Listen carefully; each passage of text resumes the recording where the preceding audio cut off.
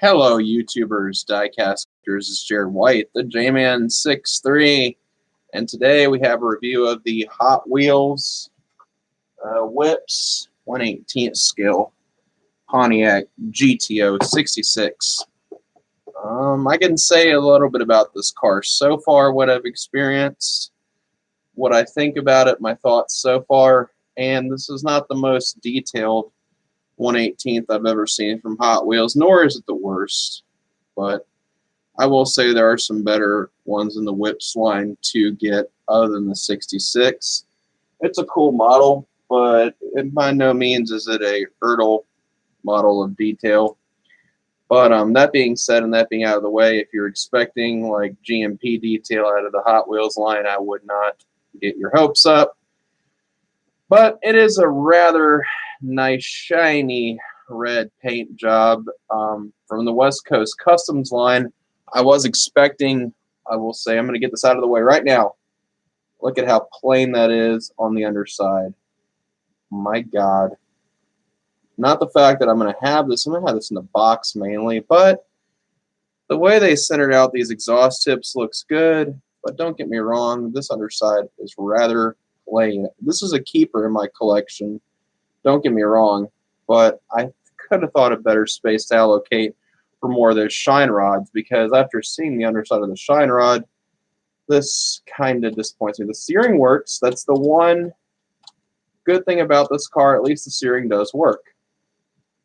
And I'm not going to say this car doesn't fall short in a few categories, but the underside, if you can look past this plain black underside, or if you want to paint up your own, do your own paint work, I mean, yes, there. I think there is a nope. This is all one single plate. Wow, so they kind of did like the detail in there. All right, so hopefully it does get a little bit better on the outside when you realize how nicely painted up this is. Of course, I would have expected a little more from the West Coast Customs line. The rims aren't too huge, which is nice. Rolls pretty well compared to most of the GMPs, but this is not on the same level as GMP in my opinion. I've seen better. Let's open one door here and let's check out the interior, because honestly, let's see, how does this open anyway? Does this have another strap? Oh, well, this actually has a second piece of something coming through it. I don't know how to freaking open this door. Let's see if this one opens. Yeah. For some reason, this has something coming through it, and it's not wanting to open on the other side. Ah, it's very solid. Okay. Door hinges are solid. That's the one good thing. Of course, most older die casts, the hinges will break if you pry on them too much. So I do not want to pry on these hinges very much. No flocking like the shine rod. Still got a nice interior, I can't lie. It's got Hot Wheels makes up for it in the interior department when they don't do the underside, but I really wish the underside was done up well. So if you're expecting like GMP detail, you're not getting it with this older line, but it's still pretty nice. Still a lot better than the Ecto 1 my dad got me a long while ago, many moons ago, when I didn't know anything better about what Hot Wheels had become in 1/18. This still beats out that Ecto 1 that I sold a while ago. I'm still not getting over that. That was the worst 1/18th Hot Wheel I've ever had. Even though it was $100, it's not worth the price of beans in Chinatown, in my opinion. This is certainly not the worst 1/18th I've reviewed. The Ecto 1, that really took the cake in the worst 1/18th Hot Wheels I've had. It was just like a big undetailed brick. The motor is actually pretty darn nice in this. So I'm real curious to get the G machine that I've ordered, the Chevelle. I'm curious what the G machine is going to be like. Probably wind up sticking this next to the G machine until I allocate more shelf space. And of course, the trunk does not open, which I wasn't expecting it to anyway, because I didn't see an actual shut line where the trunk would open. Still, a nice model. I'm going to give this about a 6 or a 7 out of 10. Maybe a 6, a low 6, but it's still a reasonable model for its age, and it still holds up well. I don't think it's the best model of a GTO you can get out there. Of course, for a budget model, this is actually pretty darn good. We're going to get another couple of Hot Wheels 1/18th. We'll see how those rack up. I'm quite interested, in my opinion. But the underside is certainly not the worst one I've seen on the 1/18th. At least the chrome tips are there. But the underside could be better, I'm going to say. Although I have seen a review of this car, so I probably should have known what to expect on this. The fact that there aren't very many reviews on this strikes me as weird, but again, it's probably because people are trying to sell these, and they're not the most detailed models I've seen out of Hot Wheels, and I have seen a lot better. So if you're going to go expecting GMP level of detail out of this car, I'm going to say you're not going to get that. Now, in my opinion, if you're going to allocate some shelf space, I would say get one of those Shine Rods that I reviewed a while ago. The Shine Rods line is certainly better. This is not a bad model, but it's probably not one of my best ones that I have actually had. There are certainly better out there. I don't think this model has aged very well. The Yatming Shine Rods has certainly aged a lot better. Those wheels are kind of cool. But if you're buying a car for cool rims, usually you're just buying a Jada, but at least this one steers. And let me see if the brake discs actually move through the caliper. Interestingly enough, I don't think there's calipers on this, I'm going to say. Oh, wow. Okay.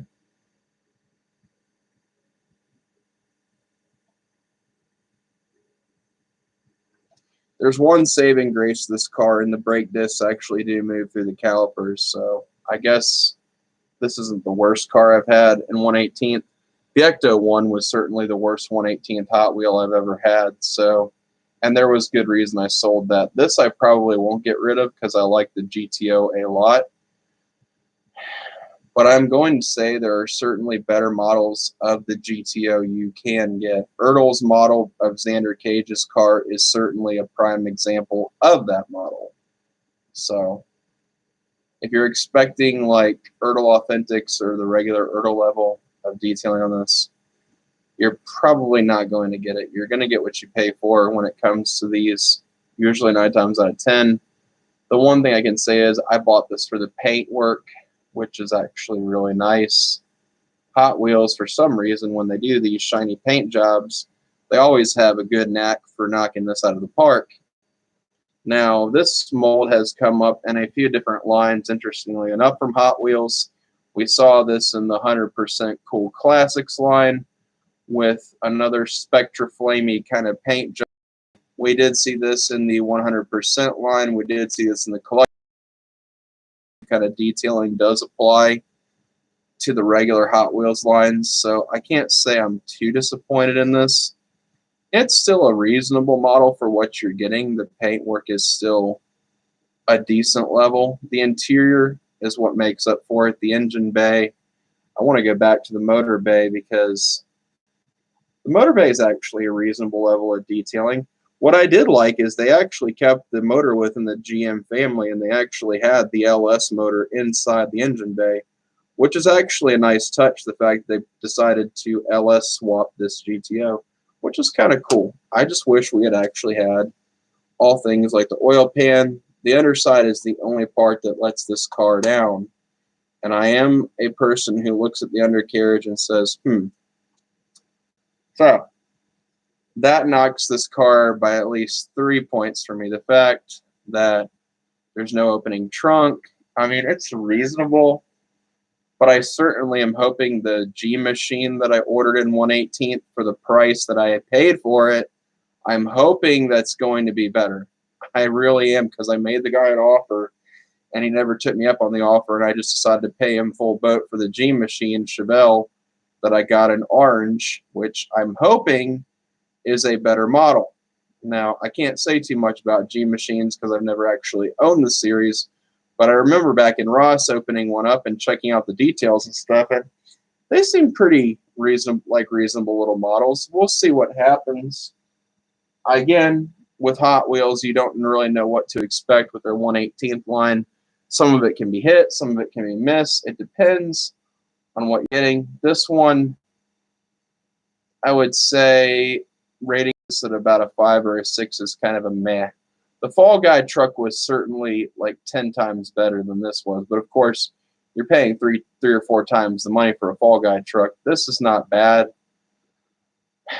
If I had a 10-year-old, I'd probably give this to him to roll around more than likely and get him into cars. If I had a 12 or 13-year-old, I'd probably give this to them. That's kind of harsh on this car, but to me, this really is more like a toy than anything. And I think this underside definitely exemplifies that toyish. I mean, let's be real. What we do collect here is toys, but this one seems more toy-like than a lot of the ones I've actually owned compared to the Hot Wheels Legends line, compared to a lot of the 100% stuff that I've actually had and actually reviewed. And the Ferrari Whips was certainly a lot better, to say the least. The drag bus is certainly better, but of course, you're not going to expect a $100 level of detailing on these models as cheap as you can come by them for usually. But my problem with the 1/18th line is a lot of people are asking a ton of money, which is usually way more than what they're actually worth. So hopefully, I would say this is the second to worst 1/18th I have reviewed by Hot Wheels. It's not the best. It's not the worst. It just falls, like, I'm going to say, right in the middle. It's decent. And at least they didn't decide to leave the grille just chrome. Some of the exterior features are actually pretty nice on this car, which brings it up a few points, which is why I'm not giving this car a 4 or a 3 or anything like that. The paint is certainly nice on it. The underside is just where this car falls short. The interior is nice. Even though they didn't include an opening trunk, it's still a reasonable model. I'm just going to say, if you are going to buy this, do what I did. Don't go out of your way and pay exorbitant amounts of money just because, I will say it again, just because it says West Coast Customs on it does not make this car worth 50, 60, 70 bucks. Again, I would say it's not like the Team Bartwell, and I actually sold that one a long while ago. The Bartwell certainly wasn't the worst, and it certainly wasn't the best. I just thought the rims were too huge on that. I didn't like it, so I wound up selling that one. I will keep this Whips in my collection. I don't like all the Hot Wheels Whips stuff. Certainly not one of their better lines. We'll see how the G Machines racks up. I'm excited to get that in the mail. But the Shine Rod certainly left a good taste in my mouth. This one does not. This one leaves a lot to be desired, I'm going to say, in terms of 1/18th. I have had a lot of wins on eBay. This is kind of a, I wouldn't necessarily say this is a win, but I certainly didn't overpay a lot of money for it, which is good. They actually have the window kind of recessed in, which is nice. I'm trying to say some nice things about this model because they did shave the marker lights, which is a nice touch. They kept the front end different. This GTO is certainly different than the Xander Cage car, but there are certainly going to be better models of this car you can get. Ertl probably made a hot rod version of their GTO. I'm sure their Street Rods version, I'm sure their Route 66 line had this car in it. So if you're going to get this model, get the Ertl version. And I'm glad I have the Xander Cage car in my collection, because to compare this underside to the Xander Cage car, which I have, the Xander Cage GTO is certainly better. Would I get rid of this? Probably not, but if I had to, it would be the first 1/18th. I would probably want to pawn off. I'm certainly not the biggest fan of this car, and I'm certainly not the biggest fan of the way they've accomplished the underside, but the better looking of the exterior, if you want just to sit there, kind of look good, show. It's not going to be the best kind of car for the detail happy people like me who have reviewed $100, $130 die casts like the GMPs and the Sam Posey card. This isn't anywhere close to that. This doesn't even have like the spring and scissor hinges. Of course, I don't know any Hot Wheels that's going to have that except for like maybe the Legends line, and even those I don't think had that. So, but like I said, if you're expecting $100 detail of a $30 model, you probably should go somewhere else because you're not going to get it out of this. It's a reasonable model. But I say you shouldn't pay more than $30 with shipping for this car. It's not the best. There are certainly better ones you can get if you like this body style of GTO, and you're certainly entitled to your opinion down below in the comments. But I can say this is not the best model of a GTO I've actually owned. I can say there's better out there. Like, there's funny cars out there you can get by Auto World that are certainly going to be $70, $80, $90, and you're going to get plumbed and wired engines and stuff. And I would certainly recommend going for the funny car line by Auto World. But in terms of GTOs and Pontiac power, there are a lot better options out there than this. My whole thing to you is wait for the GMP models of the Street Fighter to come out, see if they do a GTO in this body style, then go from there. But if you want to pay $30, $40 for this, then by all means, just go for it. It's not a bad model, but it's certainly not the best one. I've had better. That's all my thoughts on this car. I think I've covered the exterior, like I said, again, the exterior detailing is decent. That's what I expect out of a Hot Wheel. I expect it to look good on the outside, and it certainly does. The paintwork is definitely great. There's no paint rash on it for a car from like 2004, and this car, you got to remember, is over 15 years old, and the fact there's no friggin' paint rash on this thing is amazing. I had a Coors Bandit that had that problem. Eventually, that car broke in the move or whatever, but I have no regrets about that car breaking. It was certainly not the best looking car, and I've actually reviewed the Coors Bandit, but I have no regrets about losing that car. It wasn't the best paint work, and the paint rash was utterly terrible on it. But the fact that this car has held up for so long just shows you how much clear coat they use on these. And the mirrors, yes, they are stickers, so if you're expecting the realistic side view mirrors on this, you're not going to get that. But this car, like I said, again, there's certainly a lot of things I would improve on it. I definitely would have, if I were Hot Wheels, I would have at least taken the silver paint to the underside. They could have done up the oil pan. They could have done silver on the transmission. I've seen them do it on their Corvette model before. They certainly had, with the C6 Corvette, which I sold, they certainly did do silver on the underside, and that's not unheard of for Hot Wheels to put a little silver paint. So a little bit of silver would have at least been good on this. I cannot lie. I'm not unappreciative of this car. I certainly like the GTO, and I'm glad I have a West Coast Customs piece. But am I sure that there are better West Coast Customs cars and there are better 1/18 scale Hot Wheels budget models out there of this price point? I definitely am convinced that yes, there are certainly better ones. Beatnik Bandit is a good example of that. The Whips Ferrari is a great shiny example of that. The Whips Ferrari had really nice detail that I have reviewed before. I'm trying to think of another 1/18 scale Hot Wheels that comes to mind. There are certainly better ones. For some reason, their Ferrari line in the 1/18 was way better.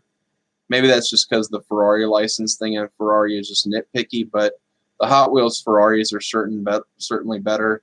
I can say there's even Baragos that have better detail than this car. Like I said, I don't always have kind things. I'm sorry to people out there who judge me, complain about me, call me yuppie, whatever. But again, I don't always have kind things to say about certain models. And again, if y'all get on me about that, that's fine. But being the age I am, I usually do expect a little bit more out of my models. And certainly, Hot Wheels could have gone the full step and silvered some of this underside. A little bit of silver would have been great to continue the mufflers. I didn't expect weathering, but I expected a little more from the other side. Certainly not the best, certainly not the worst.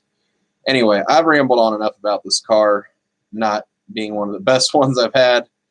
Certainly not the worst 1/18th. Like I said, the Ecto 1 was probably the worst.